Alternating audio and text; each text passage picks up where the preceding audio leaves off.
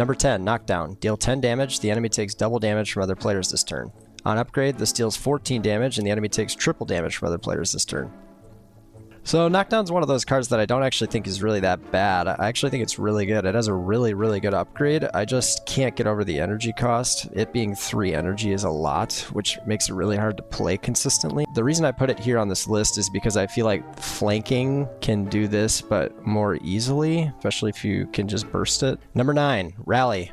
All players gain 12 block. On upgrade, all players gain 17 block. Rally is another card that I don't think is bad. If you have a large team, you should hopefully have a lot of cards that can make enemies just weaker so you won't have to block. And so that's why I find the group block cards, like all the multiplayer specific block cards, to not be as good. Number 8, Tag Team. Deal 11 damage. The next attack another player plays on the enemy is played an extra time. On upgrade, this deals 15 damage. Next up I have Tag Team, and I put Tag Team here just because it's kind of expensive for what you get. I don't think it's a bad card, obviously on the right setups. If you have like an Ironclad or Regent teammate hitting really hard, it could be really good. But I feel like Knockdown and flanking just eat this guy's lunch. Doubling up the next attack is very good though, but it is a big ask. Like for 2 energy you can do that, or you can just have a flanking or a knockdown on your team and have everybody doing double damage on every attack. Number 7, Largesse. Another player adds 1 random colorless card to their hand. On upgrade, another player adds 1 random upgraded colorless card to their hand. Another one of those cards that I have a hard time placing on how much I like it. I gave it an honorable mention in one of my other videos where I ranked the best multiplayer cards because sometimes when you play it, it gives your teammates something really good in the moment that helps everybody or just makes the fight a lot easier, ends it a lot more quickly. But sometimes it really does not help at all. Like sometimes I feel like most times I get a calamity from it, which normally I wouldn't want. I don't have the energy to play. I have it on this list just because sometimes it does give me some bad cards like that. Inconsistent. Number 6, Coordinate. Give another player 5 strength this turn. On upgrade, give another player 8 strength this turn. Coordinate is another card that I don't think is really that bad. It can pop off on certain team setups for sure. If you have a Regent who's going into multi-attacks, a Coordinate is very good. If you have a Silent going shivs, Coordinate is very good. My problem with it is that it's inconsistent. Like you have to line up your turn where you draw it with their turns where they're going crazy with their shivs or their stars and stuff. And so for that reason, it can make it hard to extract the most value from it.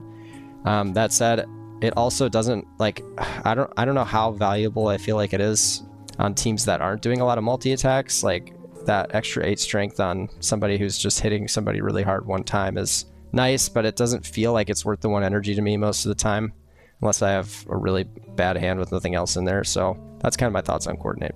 Number 5, Lift. Give another player 11 block. When upgraded, it gives another player 16 block. Like I said earlier, I feel like just making enemies weak and taking away their attack damage is better than blocking most of the time. Hopefully your teammate is able to block for themselves well enough to the point where you won't need to take a lift. Yeah, it's just kind of uninspiring, and it doesn't really end the fight faster. That's another thing about all the block cards that I don't love for multiplayer, is it doesn't end the fight necessarily faster. It just keeps you in the fight longer.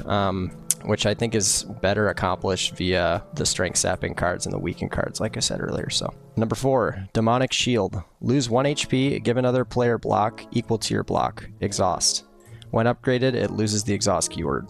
Next up is Demonic Shield, and I think this card is kind of bad. It's the first one that I'm like very much not a fan of.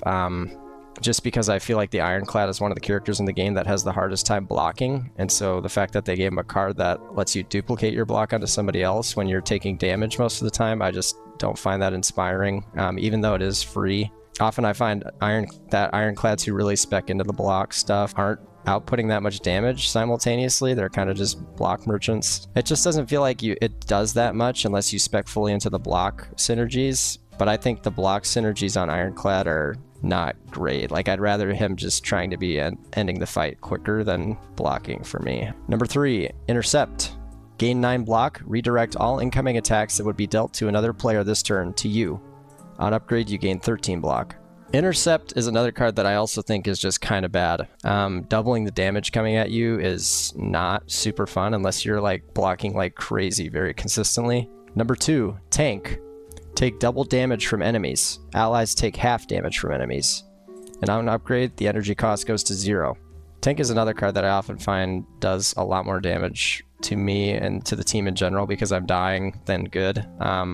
Like I said earlier with Demonic Shield, I prefer Ironclads that are trying to end the fight faster, or taking a little bit of damage. But when you play a tank and you're trying to do that, you're going to go down way quicker, and your healing sustain relics aren't going to be able to keep you up as well. If you are speccing fully into the block stuff on Ironclad, this card could be decent, especially a Barricade, which makes me think it's better later in the game once you've got all your stuff set up and you have more energy and better cards to make it work. But fighting the Queen, when she's not weakened, she's doing like 45 damage on turns sometimes, so that's 90 to you. I really want to like this card, but this one just, it hurts more than it helps. Number 1, Legion of Bone. All players summon 6, exhaust. On upgrade, all players summon 8.